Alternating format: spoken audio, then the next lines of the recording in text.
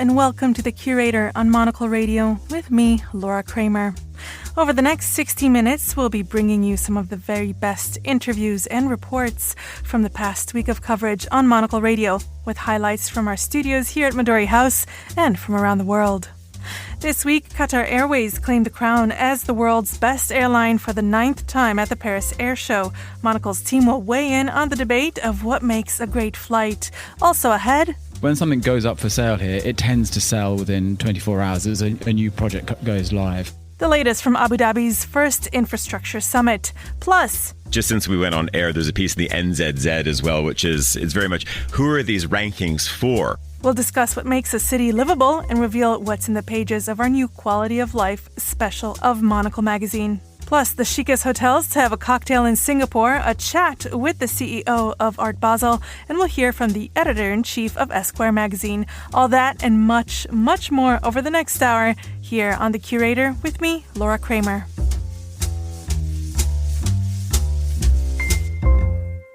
The Paris Air Show is the traditional location for some serious deal-making for aircraft manufacturers and big headlines in the aviation industry, including that for the 9th time Qatar Airways won the title of the world's best airline. Emma Nelson was joined from Geneva by our editorial director and chairman Tyler Brule, and from the Paris Air Show itself by Monocle's Paris Bureau Chief Simon Bouvier and Murdo Morrison, head of strategic content at Flight Global. Qatar Airways is a very, very impressive airline. They put a lot of emphasis on customer service. Their premium product is excellent, but there is a lot of competition, and they have done very well. They've done very well in building that network. It's not quite as big as Emirates, their local rival, but it's bigger than Etihad in Abu Dhabi, their other rival. So they really are sort of the number two in that region behind Emirates, and they would say maybe smaller in size than Emirates, but a more quality product than Emirates offers. So yes, I mean they have a new or reasonably new CEO at Qatar Airways. The very charismatic Akbar Al Bakr, who I think led it for about 20 years, left a couple of years ago, and it's a very different. The new CEO is a very different type of personality. So I think that is a change. Al Bakr really sort of led the growth of that airline. He was a very, very charismatic figure in the industry. So we'll need to see where Qatar Airways goes. I think there is a lot of competition at that end of the market. Tyler, is it all about charisma that can push an airline's boost to the top of the rankings? Well, yeah, you need great leadership. This is, an airline in many ways is like a good hotel. It's a flying hotel increasingly. And of course, great hotels, whether they're groups or whether individual properties, are generally led by charismatic general managers, charismatic CEOs, people who are not just passionate about the architecture of the building or the engineering of their aircraft. They really care about, of course, the quality of the seat, the quality of the overall experience. I think one thing we're seeing, though, Emma, right now is that there's a bit of maturing going on, with the likes of Emirates. Emirates, of course, was the darling for a long time, but the airport is no longer fit for purpose. Of course, they're building what will probably be the world's biggest airport in Dubai. But of course, if you have to connect, and their whole business is based on connecting through Dubai, it is not a great experience. And you feel that, of course, it's that moment when they've got a new airport which is going to be opening. It's still many years away, but they're also not investing in the current product at the existing airport. So having sort of been through Dubai a couple of times over the past few weeks and months, it's not a great experience. A big disconnect from when you're on board. And the same thing up the way in Doha as well. That airport has just opened up a new wing, but the airport is almost becoming too large. There was a moment, I think, when Qatar worked because it was a cozier experience, and now it's quite complicated. Lots of buses. If your aircraft is on an outer stand, not entirely smooth. And so we can look at aircraft, based on we can look at our airlines, based on the quality of aircraft. But it's also, I think, when your business is about connecting through your major hubs, you cannot discount or ignore the fact if I'm looking at these rankings, what happens on the ground as well. Indeed, I'm just staying with you on that one, Tyler. The idea that one airport can scoop the best accolade overall slightly misses the point a little bit, doesn't it? Because it is about the holistic offering of an airline. And you look at the other airlines who've done really well. Singapore's number 2, Cathay Pacific 3. You mentioned Emirates, and ANA is number 5. They all offer different things well, but they also stumble in other areas. Absolutely. Of course, much of it is down to network as well. So if you can't get there and your let's say your home carrier can't carry you that far, then already they're going to drop down the rankings. And I think it's amazing, Emma, we've touched on this. Yeah, over the past couple of months, you just sort of see how our travel patterns change. So when you have to get to Southeast Asia, maybe once upon a time you might have gone via Helsinki. But of course, because of Russian airspace being closed to most carriers, yes, Chinese airlines are still crisscrossing between Asia and Europe through Russian airspace. But once upon a time, you would have, let's say, flown on a thin air potentially, and that kicks them out of the game, because now if you have to make a one stop on the way, there's a very good chance you're going to have to go through Dubai, Abu Dhabi, or Doha. So there's connectivity that plays a big role in it, and of course Qatar is a huge network. They've got a great product. But I would also argue as well, they're very good at marketing, because they like to bring a new seat, of course, to their advertising campaigns. They want to make a big deal about the new seat. But oftentimes, that seat is going to take 3 or 4 years to phase in. It may not even reach the entire fleet at some point, because they're renewing aircraft and they've got another new product. But at the same time, when your fleet is that big, you've also got a lot of old product flying as well. And I was connecting from Doha to Lisbon the other day, and I was a little bit like, okay, what is this? It has nothing to do with what they're marketing. And of course, it was an okay experience, but it wasn't great. And I think that this is, of course, what Qatar has been very good at. They are issuing press releases.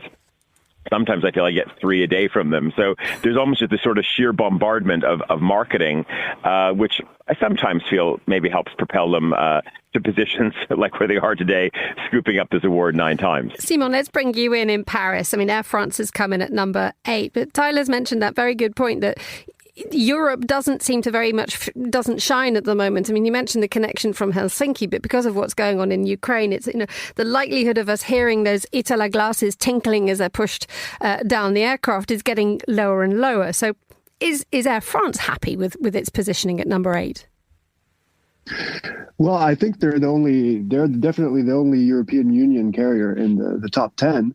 And we saw recently Air France KLM CEO Ben Smith saying, we don't have a problem with the growth of companies, other airlines in emerging markets, but we want the playing field to be fair. And he was referring to the fact that being a EU airline, they have constraints when it comes to environmental regulations and taxes that a lot of their competitors do not. And so we talked about the importance of investment earlier in the show. We also talked about the fact that some of these state-owned carriers like Qatar Airways and Emirates have kind of opaque finances and serve kind of as a soft power tool. So making money is a plus, but it is not the primary objective. In that environment, I think they did quite well to be in the top 10, but they have challenges ahead of them. It's been a lonely week here at Midori House, as many desks were empty with teams spread out around the world, from Paris, as we just heard, to Abu Dhabi, Copenhagen and Basel. More on the last 2 in a bit, but right now it's to the UAE via Switzerland. This year, Abu Dhabi hosted its first infrastructure summit, focusing on how future cities can improve daily life. So, of course, our urbanist team was on the ground to find out what's shaping the urban spaces of tomorrow. Monocle's editor-in-chief, Andrew Tuck, and Monocle Radio executive producer, Carlotta Rebello, attended the inaugural summit. They joined Andrew Muller in Zurich from the event. It's been actually an amazing 2 days, hearing from people from all sides of, the urbanism sphere. We've spoken to city leaders, to planners, to architects, interior designers, and it really has been this focus on quality of life and livability that has stood out for me. When you think about an infrastructure summit, you might just think about bridges and roads and the actual built environment of a city. But it's been these soft approaches and, talking about public space that really has come to mind. And Andrew, to bring you in, when we spoke yesterday, you talked a lot about the agility of the Emirates relative to most other places in terms of being able to get projects started and indeed finished. Today, as I understand it, you've been discovering how to get planning permission in a day.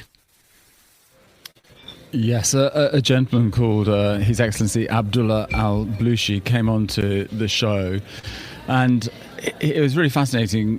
He's worked on this project driven by AI, and they get 20,000 applications a year, for example, just to build individual villas. Now, normally that takes a little while to go through the process. You have to check that the plans meet all of the codes, the building codes here.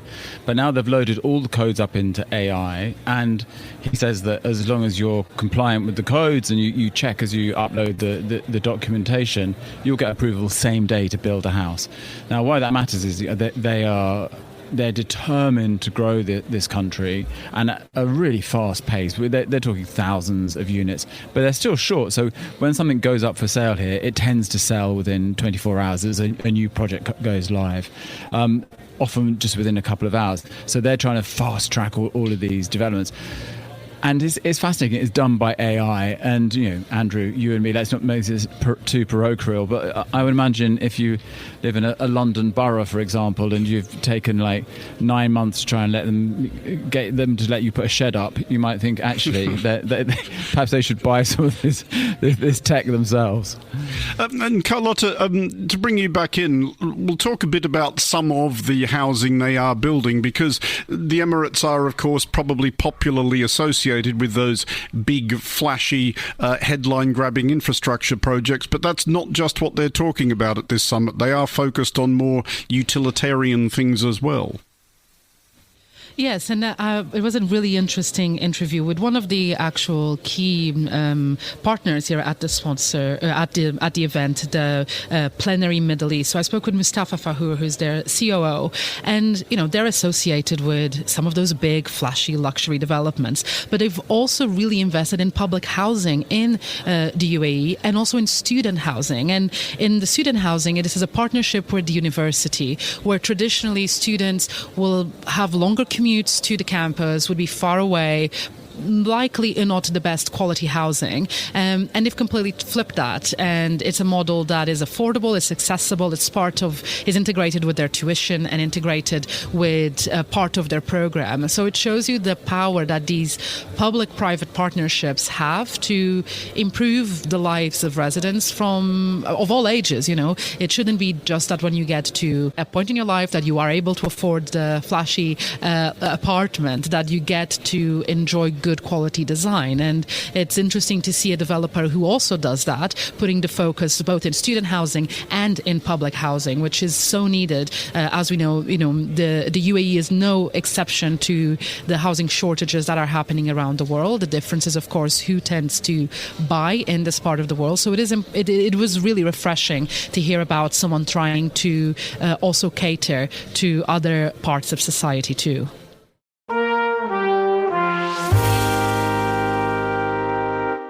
You're listening to The Curator on Monocle Radio with me, Laura Kramer. And it's off to Singapore now.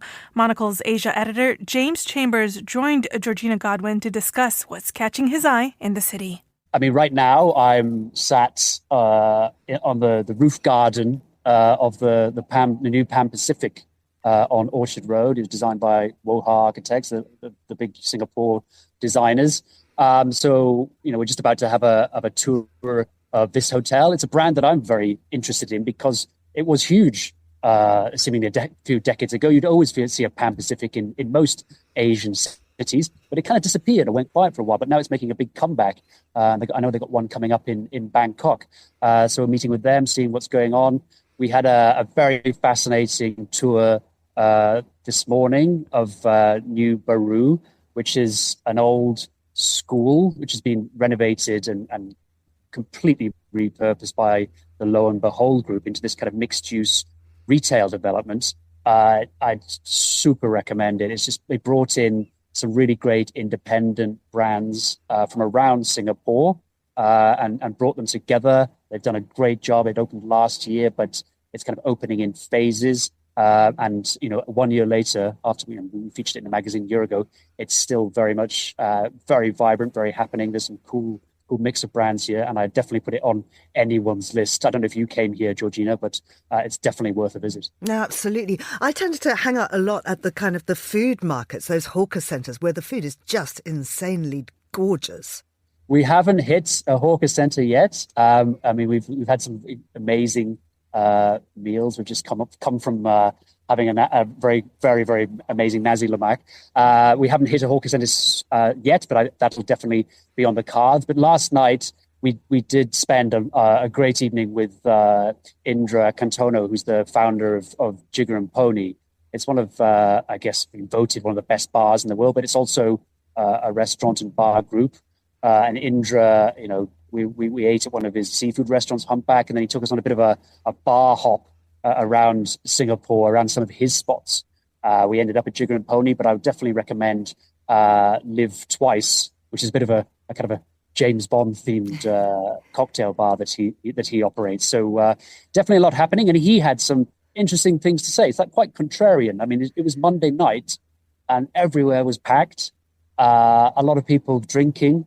So all this news about younger people not wanting to go out and not going to spend and going to bed early.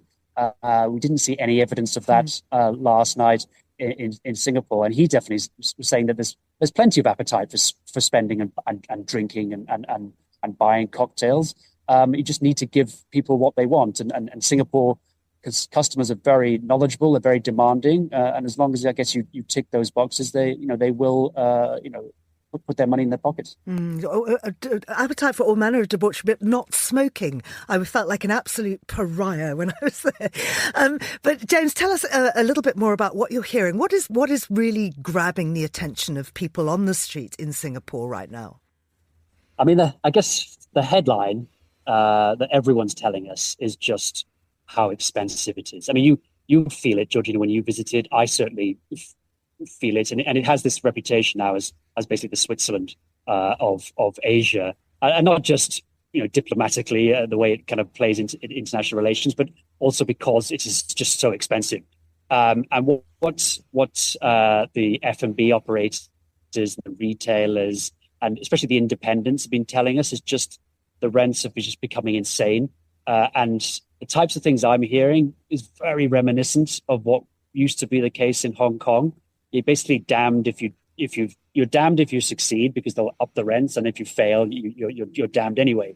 And so it sounds like there's a real problem with landlords just hiking the rents every few years, and it's driving these great independent businesses to the wall. And what's been great to see is there are so many talented creatives and independents in Singapore, which has always been what this city lacked. Now they have them.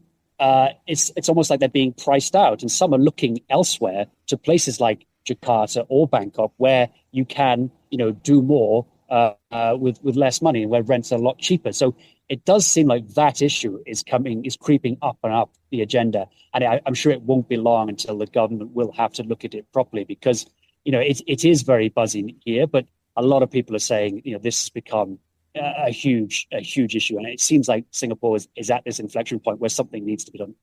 Now, this week, Monocle revealed the results of its annual Quality of Life survey. Almost as if by way of fanfare to the main event, however, the Economist Intelligence Unit has also released its annual survey of the world's most livable cities. At top spot, Copenhagen, a short head in front of Vienna and Zurich, which were tied for second, with Melbourne, Geneva, and Sydney following. Andrew Muller was joined for more on this from the first and second place gatherers by Monocle's design editor Nick Moniz in Copenhagen and Monocle's editorial director Tyler Brûlé in Zurich. It's funny, I mentioned this result to a few people as I was passing by, and they kind of just said, well, yeah, that's absolutely to be expected. There were a couple of designers here for 3 days of design, Copenhagen's de facto design week, which is taking place right now. So no, not a lot of surprise. I think people know that they've got it good here. Should Zurich, Tyler, feel a bit hard done by? No, it shouldn't. Of course, it would be great if it was the number one position. And we're talking about what? 0.7 in terms of, I think the number. It was close. It was 98, I believe, 98 out of 100, which of course is great for Copenhagen. And then Vienna, it's like 97.3, and Zurich's 97.2 or something. So there's not a lot in it, and I think Zurich's a little bit the same. It always does well. In fact, just since we went on air, there's a piece in the NZZ as well, which I think you'd like, Andrew, which is very much who are these rankings for, which is of course a big question, but it's important because it keeps everyone sharp, keeps everyone on their game. Indeed, it does. And on which subject, Nick, we should note that there's only one country which has 3 cities in the top 10, but one of them isn't Perth. Yes, Andrew, I don't know what I've never tried to go into that for my hometown, but I think what I do like about this, and obviously Australia does it very, very well with Melbourne and Sydney in there, but what I love about this is in terms of who it's for, it's a benchmarking project. That's really, really what this is. I mean, if you're a city anywhere else in the world, this is the lineup you need to be looking to in terms of trying to emulate things. And it's fascinating because so this morning I was out at VIP, which is an amazing Danish furniture brand. They've kind of got their headquarters on the outskirts of the city, and talking to someone, they were like, well, this is actually a kind of sketchy area about 20 years ago, and much like the harbour, you couldn't swim in it. But I guess a concerted effort by public and private have helped to, truly turn this into somewhere that's a little bit more livable. And I know Melbourne has been much the same in terms of government working with local players to make things amazing. Wait, hold on. I need to jump in, Nick. We heard Melbourne recently, and I actually felt that the city had gone back a little bit. I mean, if I was a Sydney sider, I'd be very annoyed that Sydney's not further up the list, because actually I felt that Sydney was a little bit more buff, not just on the beach. You go all around Melbourne. You know how much I love graffiti. This place is graffitied. Much of it feels like a lot of Vancouver. I'm not sure why Vancouver has done as well as it has as well. Anyway, all will be sorted tomorrow when our survey comes, Monocle survey out tomorrow, and we set the world to rights. We're proud to support the craft of journalism. UBS brings you the latest news from around the world. Be part of an international network that brings together leading insights, research, and technology across 24 time zones and 12 key financial hubs, with you at the center of it all. UBS. Banking is our craft.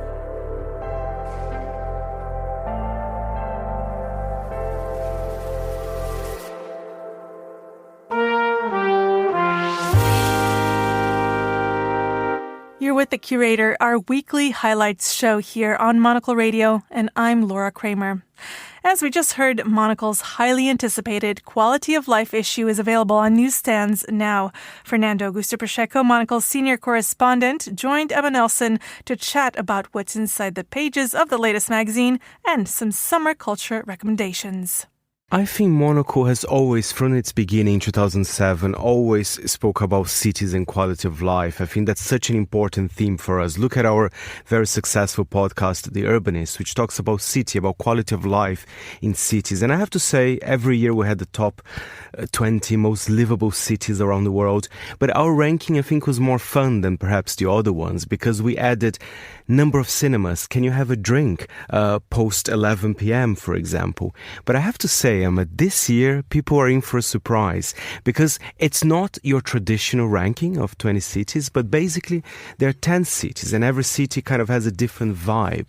They're the best all-rounder, the best city for housing. And I like that because, it's not without its controversies, a list like this, right? Because how can you measure a city? So I think Monocle editors, they were kind of thinking, how can they kind of remake that ranking? But it's still very much a global quality of life survey. And there is that acceptance, isn't it? That when we all talk about where we live in an international ranking, someone in Rome will say, we'd be very jealous of someone who lives in Rome, and they'll say, yeah, but it's chaos. I'll say, yeah, but everything else is great. Or if you look at Paris, and people might have a few comments to make about people who live there, for example, or whatever. But no one ever has the perfect place, do they? No, that's impossible. And you did say the word Paris, so I'm not going to review all the winners, but if you subscribe to the Monocle Minute, you can see that Paris won the best all-rounder. And you know what? I couldn't agree more. I think you and me, Emma, we're big fans of the city. And I think Paris, there's a little bit for everyone. For me, what attracts me to Paris is culture. I think it's fantastic, the number of independent cinemas, independent bookshops. I feel very inspired when I go there. But I'm pretty sure your Paris can be different than mine. Paris, you're up there in the rankings. I'm not really allowed to sort of say who else has won. You just have to buy the magazine. Simple. You really do. And read it. Okay, let's talk about other stuff, because we really are not going to tell you about all the other stuff in all the other quality of life cities. You really do have to buy it. Sophie Monaghan-Coombs, our culture guru here at Monocle Radio and indeed on the magazine, she's written a really lovely story about kiosks. Now, what kind of kiosks are we talking about? The real kiosks, the ones that are in the city centre selling magazines, independent titles or plenty more. So Sophie edited, so she asked some contributors around the world, including me, to write about some of those iconic kiosks around. We have News and Coffee in London, Edicola Lambrate in Milano, and if I may, plug my own newsstand in Rio de Janeiro. Well, I'm not the owner, but it's called Banca Cinza. And it's a beautiful newsstand, like other Brazilian newsstands, but it sells independent titles. It sells very kind of local zines. And apparently you can have ice-cold beer just in front, because the guy is also the owner of the bar close to it. So while you're while you're reading your beautiful magazine and drinking your ice-cold beer, you need to be listening to stuff as well. Now, this is when obviously you rather sort of come into your own here. Tell us about what you featured in the magazine this time around in terms of music. Well, in terms of music, I had a lovely interview with Italian musician Giorgio Poi. He just released an album called Sceglie, and I was talking to him and say, Giorgio, your music is very sunny. And he says that he's always been hunting for the sun, for the summer. So I picked one of the tracks from the album, which is on the Monocle Radio playlist. It's called Nelle tue piscine. Even the name is very summery. Shall we have a little taster, Emma? Oh, go on.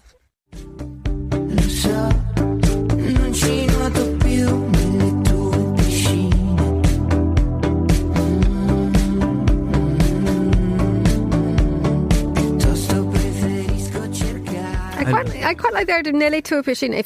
Forgive me if my Italian's not up to it, but that to me says in your swimming pools in the plural, not just one. Or it's that's a lot of water. And you know what? You have to listen to my interview with Giorgio Poi, which is coming out on Monocle Radio as well, and you have to buy the magazine because there's a deep meaning to the track. Nevertheless, it is about swimming pools, and we all love a good swimming pool. And still talking about music, Emma, also if you buy the new Monocle, there's my usual summer playlist for 2025. I've picked 30 tracks this time. We have some beautiful Brazilian soul from the 70s. We have some French funk, which I'm pretty sure you love it as well. And even some German avant-garde techno from the 80s. I like variety, I like mix. I think life without a mix, it's a boring life. You've got me. What's the German avant-garde techno? They were a duo. They were very, very influential, and the song's called Boys. You should really, really listen to it as well. This is a week of art in Switzerland. Andrew Muller spoke with Noah Horowitz, CEO of Art Basel in Zurich, just before he left to join the festivities in Basel. Among the new events this year is an awards show. Andrew began by asking Noah how they came up with the idea for the awards.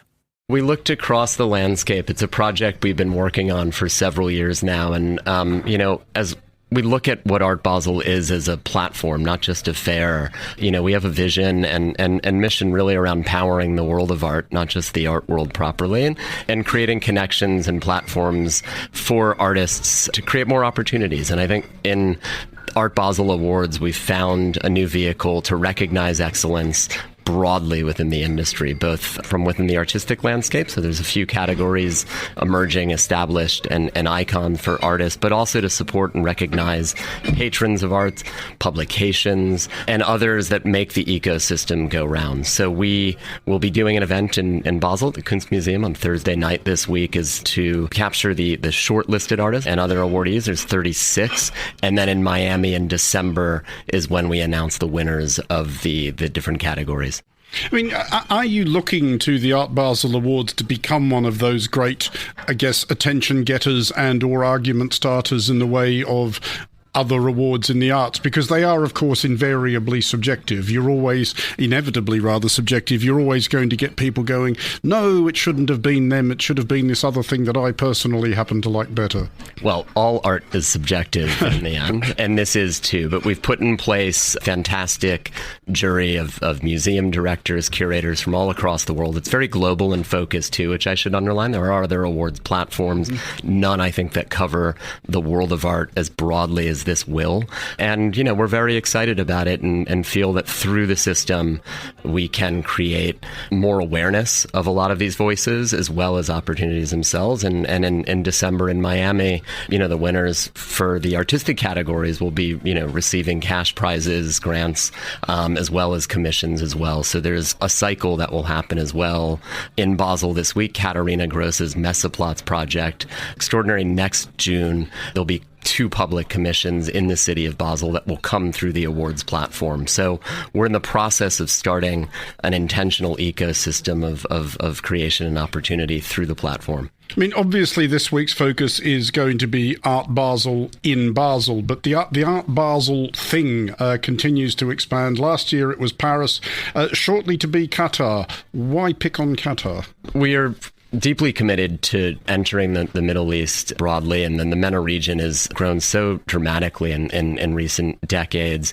And, the investment and mission that the Qatar museums have set out to create and lean into. They celebrate 20 years this fall is extraordinary. The institutions that they've created, the institutions on the roadmap, with the Mill Art Center really is, a truly global museum that will house their collection, but also be a center for innovation, for programming, for exhibitions, is totally visionary.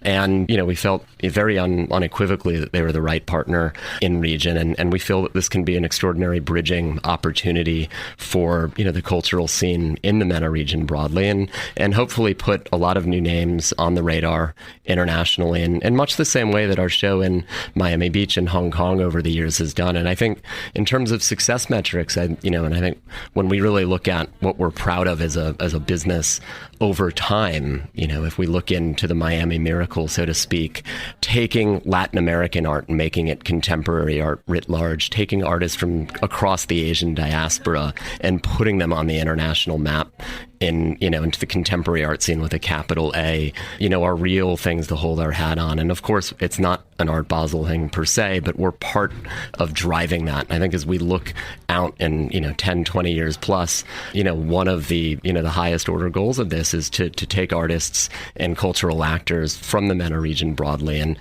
make them not just artists from the Middle East, but really help play a part in advancing their positions as great contemporary artists and makers, in the broadest sense. So we're very excited about this. Well, on that thought, we should talk finally about the state of the art market in general, because the last couple of years in particular have not really been a golden era in that respect. Art, as in any economic industry, has its ebbs and flows. And there's different cycles. Art follows wealth at some level, but the spectrums of buyers have continued to grow and diversify. Despite the fact that there was a setback in the market last year, the second year running, we see a lot more buying at lower ends of the market. So we're seeing more collectors come through, more buyers come through lower price points. We're continuing to see that in the market, and inevitably they will grow and mature into serious collectors. We're seeing new collectors buying at an impressive level, very, very impressive level, from different places as well above that. So the market's undergoing change. That's inevitable. There's older generations of collectors that aren't as active now as they had been. The market dynamics broadly clearly don't help. But on the other hand, as the contemporary art zeitgeist continues to manifest, we're seeing more and more young people come into market. Art Basel Hong Kong had record attendance in March. We have every indication that Basel this week will be very well attended, and we're really excited to leaning in across that and creating more connectivity and lowering barriers to entry for collectors and art lovers of the future. Well, actually, just finally, to bring it all back to what I guess we have to increasingly think of as Art Basel. If there are people who are tuning in who may be in the vicinity thinking of going for the first time, what would your advice be to a newcomer to Art Basel? Well, give yourself time to explore the fair. I mean, what's beautiful about Art Basel's ecosystem is, of course, one can go and discover true masterworks by the Richters, the Rothkos, so on, and the Basquiats of the world that we all look to. But it's a site for discovery. 289 galleries. They come from over 40 countries from throughout the world. There are interesting positions throughout the fair to discover. And I always encourage anybody to really spend time, go see the masterworks, but go to the outer edges, spread out throughout the Messe, go to Unlimited, go to Parkour, go to the museums. There's a lot to see and discover, and I think there's a lot for everybody. You're with The Curator, our weekly highlights show here on Monocle Radio. Time now to join Fernando Augusto Pacheco again for print industry analysis on The Stack. He spoke to Michael Sebastian, the editor-in-chief of Esquire magazine, a title that's recently won the highest honor at this year's National Magazine Awards and a Pulitzer for features writing. Fernando began by asking Michael about his role at the magazine. I became editor-in-chief in the summer of 2019. Prior to that, I was the digital director of Esquire. That's amazing. And, Esquire has such a long history. I mean, how many years already? It's over 90, right? Because you guys celebrated a few years ago the 9th kind of decade in a way. Yeah, exactly. So we are, 92 years old this year. So we were founded in 1933.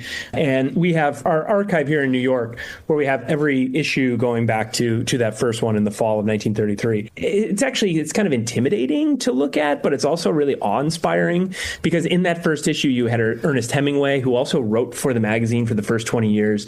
There's F. Scott Fitzgerald in that archive. There's James Baldwin, Pablo Picasso. I mean, it's a wild heritage that we have. And the brand, of course, you mentioned 92 years old. It doesn't look tired. In fact, I'm from Brazil. I know Esquire just published the Brazilian edition. So tell us a bit more. Is there's still space for growth at Esquire World, if I may say, right? Yeah, absolutely. So our global footprint is expanding, as you just pointed out. We just launched in Brazil. We're launching in other countries as well. But, even beyond that, it's like, again, we're 92 years old, and it's, part of running a heritage magazine. I know you've had people on before who have talked about this as well, but it's just like, we need to honor that legacy, and we need to really kind of get down to what is the DNA of the brand, but we can't rest on our laurels. We can't be looking backwards. One piece of advice that our creative director, Nick Sullivan, gave me when I started this job is that a lot of people romanticize the 1960s era of Esquire, and there's a lot to romanticize there. Harold Hayes was the editor. George Lois was the art director. They made those super iconic covers like Muhammad Ali covered in arrows or Andy Warhol in a soup can. What Nick said about that era, though, is that those editors weren't looking to the past for inspiration. They were looking to the here and now. They were meeting the moment. And that's what we need to do as well. Of course, we can be inspired by them, but at the same time, we need to meet the moment. And that's what Esquire has always been about, meeting the moment. Oh, very well said. And you guys just won a National Magazine Award, so congratulations to that. That was quite an important one, right? Absolutely. So we won a National Magazine Award for General Excellence, which is sort of like, the Best Picture Oscar for the magazine business in the United States. And we actually just a couple of weeks ago, a story that we published won a Pulitzer Prize. So it was the very first time that Esquire has actually won a Pulitzer Prize in its 92-year history. One thing I love, I've been, flicking through the more recent issues. I mean, your fashion coverage is fantastic because it's such a nice balance between, of course, it's not all classic, it's not all suits, but it's also not only the opposite. We've happened quite a lot, only sportswear. I think there's such a nice kind of elegant balance. Is that the Esquire man that you're describing, perhaps, in a way? Absolutely, Fernando. So I'm glad that you noticed that and that you pointed that out, because, I think the thing about our guy, at least, is that, certainly he's sophisticated. He has good taste. He wants to improve that taste, whether that's from the things that he reads or what he drinks, and certainly how he dresses, the clothes that he puts on his body. And, he's not just only a traditional suit guy. He's not just a sportswear guy. I think this is the way that men want to dress, right? They don't want to just be compartmentalized into one thing, right? So it's like, you can get all dressed up in a suit and you want to feel really good, but at the same time, maybe you just want to wear sneakers and a t-shirt and a pair of jeans or something like that, or you want to combine those two. So we want to make sure that we remain elevated, but that also the clothes that the guys see in the magazine or on our website or on our Instagram are things that they want to wear. One thing that we like to say here is that when we feature clothes, again, in the magazine, on any of our digital expressions, anything like that, that they're not going to be clothes that if our guy goes out and buys them and then looks back at a picture of himself 5 years from now, doesn't say, what was I thinking? That they have certainly they're on trend, but there's also a timelessness to them. One thing I was going to ask as well, because the US is a continental country. Of course, I believe Esquire is based in New York. What are your biggest markets? Is it just kind of the coasts, or do you also have, or the Esquire reader also perhaps live in other kind of states, from South Carolina to Texas? I don't know. What do you notice about that? Yeah, that's a really good question. So yes, we are based in New York. We're here in Manhattan. And I think that we certainly have a kind of New York cosmopolitan point of view. I think that that's definitely true. And our biggest readership is, in New York, in Los Angeles, in Chicago, which is not a coastal city, but it's a big cosmopolitan city. At the same time, I don't think that our readers are only in those places. And I know that not only from the data we see, but from the anecdotal data that I get. And the thing is that an Esquire man doesn't have to live in New York or LA or Chicago or something like that. They can live anywhere in the country. And I think that's something that we often hear about, is that whether it's somebody that lives in rural Alabama or who lives in Kansas City or something like that, is that they like the fashion that we're talking about. They like the stories that we're publishing. We do, we have these kind of iconic lists that we've done for a long time. One of them is the best new restaurants in America, and another one is the best bars in America. And we've sort of expanded that. We do best martinis in America and so on. And we want to make them the definitive lists. And when I say definitive lists, what I mean is that we have writers and critics and experts who fan out across the country every year. Right now, we're reporting on our best new restaurants list that we will publish at the end of the year. And right now, we've got guys who are men and women who are out there, in the country eating at all of these restaurants. And it would be super easy for us to kind of just pick restaurants that are in New York or LA or Chicago or something like that. But we want to make sure that we have a geographic diversity that reflects not only the country and the restaurant business, but also reflects the readership. And we finished the show with pasta. Some of the food brands we now see on supermarket shelves actually started out as tiny market stalls. That's how Northwestern Pasta Company began, launched in 2022 by the husband and wife team Matt Kenyon and Imogen Royale. The idea was simple. Make great tasting pasta using British grains, a short supply chain, and a lighter footprint. Starting in Cumbria Food Market, they've since grown nationwide with their bright, standout packaging. Imogen recently joined Chiara Romella on the menu, and she began by saying how she and Matt are making it work. We make all our pasta in Cumbria, so in Kendal, just outside of the Lake District. And I've lived there for over 15 years. My husband's born and bred there.